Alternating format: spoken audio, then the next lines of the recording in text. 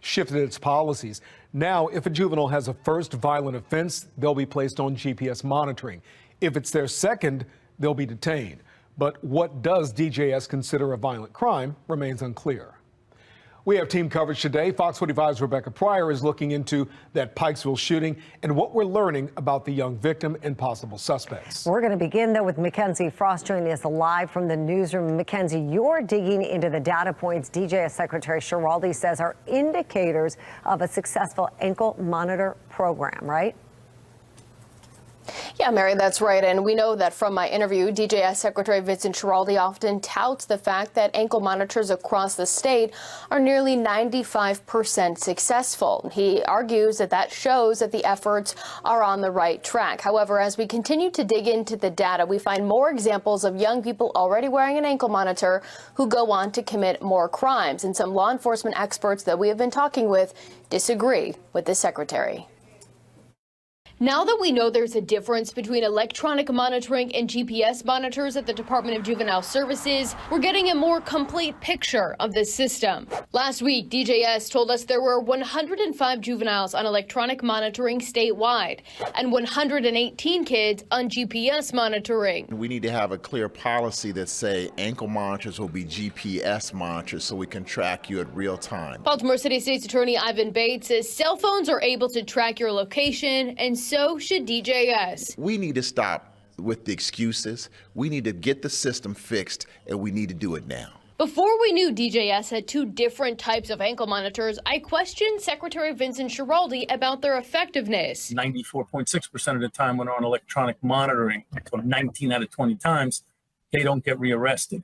There has to be a systematic efficiency, meaning every part of the system has to work. While on Fox 45 News In Depth, Baltimore area defense attorney Jeremy Eldridge argues the system cannot function properly when there appears to be breakdowns along the way. Frankly, even with a 94% efficiency, if 6% isn't working, the system's broke. From your experience, can you say right now that all of the pieces to this puzzle are in place and everything is working effectively? I don't need to be the authority because we have too many stories in the news currently that show that the system isn't working. And the 94% rate is probably a false number because you have to wonder when we're talking about 94%, how does DJS classify the breakdown?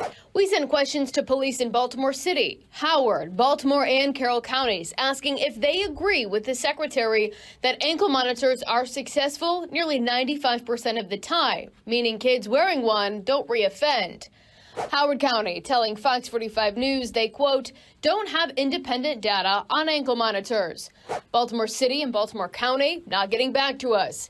Carroll County Sheriff Jim DeWeese previously making his stance clear about the secretary. To me, it's disingenuous. I'd like to see the data from the last 2 weeks or the pressure that you guys have put on him over the last several weeks when it comes to incarcerating violent offenders, because I think that's a recent phenomenon. I don't think that's anything that he believes in. In a statement to Fox 45 News, Sheriff DeWeese says the ankle monitors work as long as the folks in the community on those monitors are properly supervised, adding he believes Secretary Schiraldi could care less if these folks violate that system. They get more bites at the apple than anybody I've ever seen. Monday, we asked DJS how many people are monitoring these juveniles. We also asked, do those employees monitor juveniles 24/7? If not, please provide the schedule breakdown. And how quickly do the monitors alert someone about violations? Meanwhile, Bates says the department could make the switch to all GPS monitors with a simple policy change, something we just saw the department do earlier this month, now requiring more electronic monitors for kids accused of committing a violent felony. Should that policy change that they announced earlier this month, should that have come earlier? I'm glad it came when it did. With more juveniles expected to be placed on these ankle monitors, DJS maintains they have the equipment to handle an influx. But the question remains, will there be enough people to monitor those juveniles on monitors?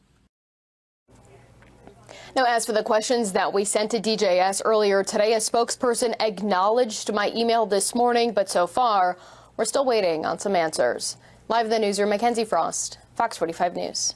12 Baltimore neighborhoods planning to sue the city of Baltimore over what they call failure to address food deserts. Fox 45's Jeff Abel joins us.